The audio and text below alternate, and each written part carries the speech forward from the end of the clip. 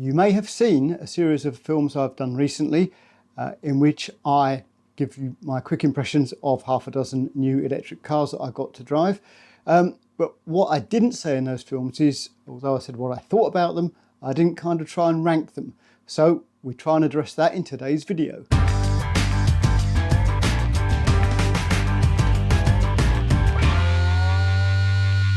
Well, hello and welcome to another episode of Wolfies Wheels.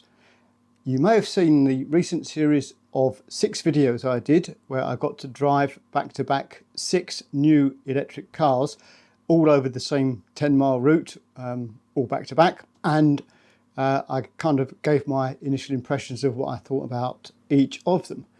But what I didn't do was try and rank them at all, so that, well, just for fun/interest really, and I try and address that in this video. Now, the thing is, this film is not actually based on anything scientific at all. It's simply based on what I think. So there's no right or wrong, and I'm not saying this is a definitive guide to the 6 cars I tried.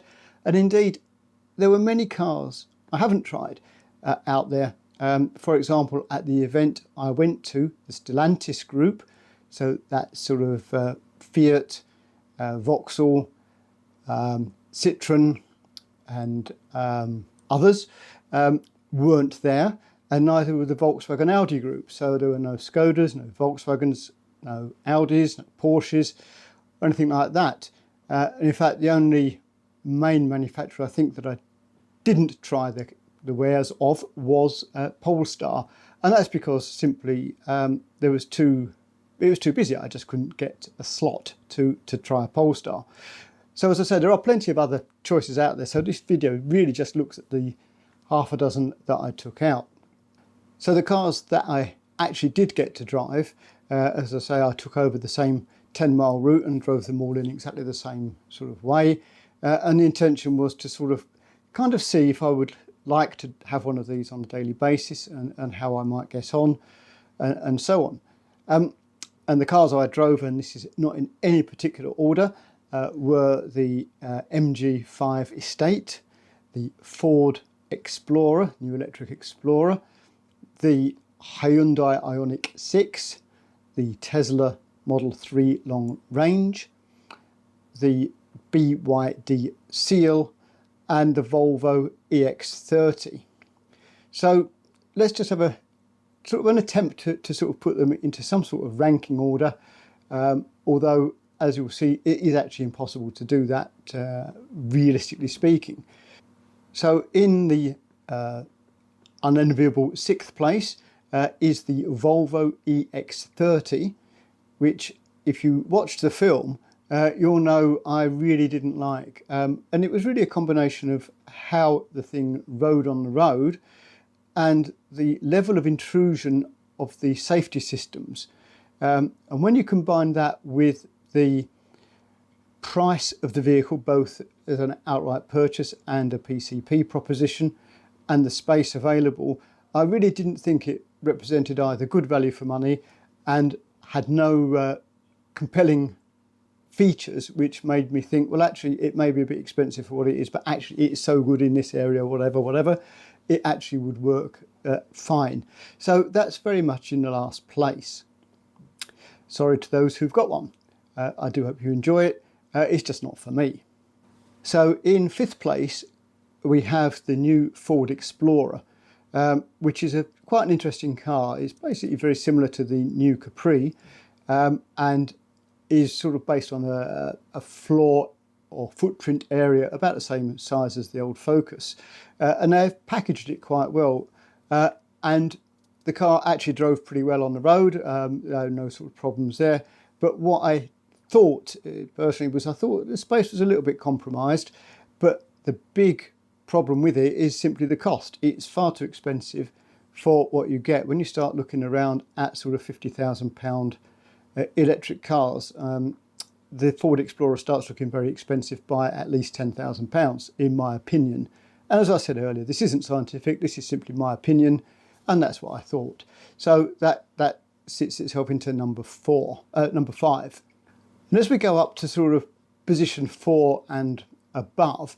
This is where it gets a little bit tricky, because it depends really on what you're looking for in a car as to which one actually is going to be the best. So it's very hard at this stage to sort of choose. So I'm going to actually put in fourth place the Hyundai Ioniq 6. If you watched the film, you'll know I really actually very much liked that car, and it had so many nice things about it. It drove really well, it's big, it's spacious, etc, etc. Now, the reason I've put this into fourth place is because actually, as a brand new car, I think it's a tough one to call. As a new car, you get a lot for your money, but when you start looking at the ones you can get that are just 18 months old with sort of a pretty low mileage, it doesn't make that good a proposition to buy new, but certainly a late Hyundai pre-owned vehicle would make a lot more sense, and they're looking at about 27,000 for one that's about 18 months old. And so that's why I've put that one into this place of number 4, simply because actually I think it makes better sense on the used car market than the new market. But overall, I really did like that car, very nice choice if you've got one. So this brings us on to the top 3, and really probably in the third place I would put the BYD Seal. Now the BYD Seal is a very interesting car. It's got a huge showroom appeal and it drove very nicely on the road. It's very hard to fault it. It looks great, and as I say, it drives really well. Not really much negative to say about it. Now in the film I did mention that it doesn't seem to have any regen, which is what I was told by the guy who accompanied me from BYD, but somebody has said in the comments that it does, you just need to switch it on or something like that. And that makes much more sense, because I couldn't really understand why it didn't have any regen, and kind of when I put the film together I just took the representative's word as truth, on the basis that he really ought to know what he's trying to sell. But the reason it's in third place is because of the price, because it's the same sort of price as the Tesla Model 3.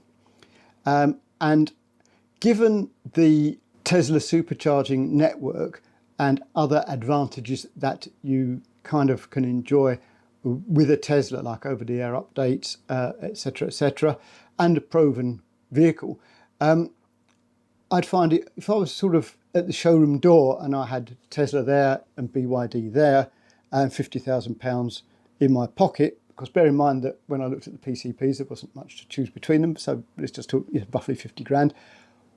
Which door would I go through? I'd probably walk towards the BYD showroom and then divert at the last minute and go into the Tesla showroom. So that's why that's in third. And this brings us on to the second place car. And this second place car was a bit of a surprise to me, because I thought it would probably end up as the first choice. But the second place car for me is actually the Tesla long range Model 3. Now, the sole reason for this not being the number 1 car is just the price, because as a car, as a vehicle, it's great. Personally, I love the minimal interior. It's not for everybody, and if you don't like that, that's no problem. I like it, I get on well with it. We've got that in the Model Y, and of course in our previous Model 3 that we had. It drives really well, and the huge advantage it has, of course, is the Tesla supercharger network. But realistically, that's only really comes into play if you start doing long distances, because most people with electric cars charge up most of the time at home on a cheap overnight tariff. So it's only really when you go on the occasional long run that the Tesla supercharger network really comes into its own. Now, if you're doing a lot of commercial travelling and this is a company car, then obviously, yeah, it's a great thing to get. So yeah, again, I think with the Tesla Model 3, as a private buyer, you might be better looking at a late used one. If you don't like the stalks, lack of stalks, which is in the current Highlander, then obviously you can go to the previous iteration car. And you can get those on the used market from probably about £15,000 upwards now, as you can see on some of these Auto Trader type shops. So that leads us on to the number one. And in number one, those people who know what cars it was that I tested and were listening at the beginning, hello, you'll know that the only car left to talk about is the MG5 Estate. Now, when you actually look at the MG5 Estate film, I was a bit critical of the car, saying it felt a bit sluggish, it was a bit noisy, it was a bit this, it was a bit that. However, a recent change has really propelled this car into probably the most compelling EV proposition out there at the moment. And when I put the original part of the film together, the car was coming in at just over £30,000. But now, unbelievably, these are available brand new from a number of dealers from about £21,500. Let's just say that again. This is a brand new 5-seater electric car Estate with a 230-mile range, a 0 to 60 time of 7.3 seconds, brand new for £21,000 to £22,000. I mean, I couldn't believe it when that headline came out, and in fact I did some research, and yes, the headline was true. Absolutely incredible value for money. If you're not doing massively long journeys regularly, the fact that you can't access the previously mentioned supercharger network because it's not a Tesla kind of doesn't really matter, because you're going to be charging up at home. Yeah, what a great thing. So yeah, my tip for the top, as I say, very subjectively, it's not in many ways the best car out there, but you think of the price points on these, you know, a lot of these other cars were sort of £50,000. This is the thick end of £30,000 cheaper. That is just astounding.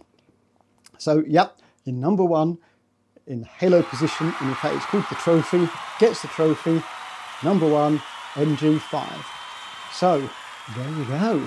That did surprise me. Well, as I said, it wasn't at all scientific. It wasn't really based on much other than what I thought about them and sort of the value they presented, etc., etc. So we've got the Volvo EX30, which I really didn't like in the last place, then the Ford Explorer, which is great-ish, but too expensive. Then you've got the Hyundai Ioniq 6, which is a lovely car, but really it's probably too expensive new, but on the used market it's a great buy. You've got the BYD Seal. There's not that many second-hand or used examples around, and you're looking at a similar money to a Tesla Model 3, which to me is out of those two where my money would go. But realistically, the one out there at the moment is the MG5. So thank you so much for watching. I hope you've enjoyed the film, and if you did, please give it a like, share it, tell your mates, subscribe, da-di-da-di-da. Anyway, that's it for today, and I look forward to seeing you in the next episode of Wolfies Wheels. Bye.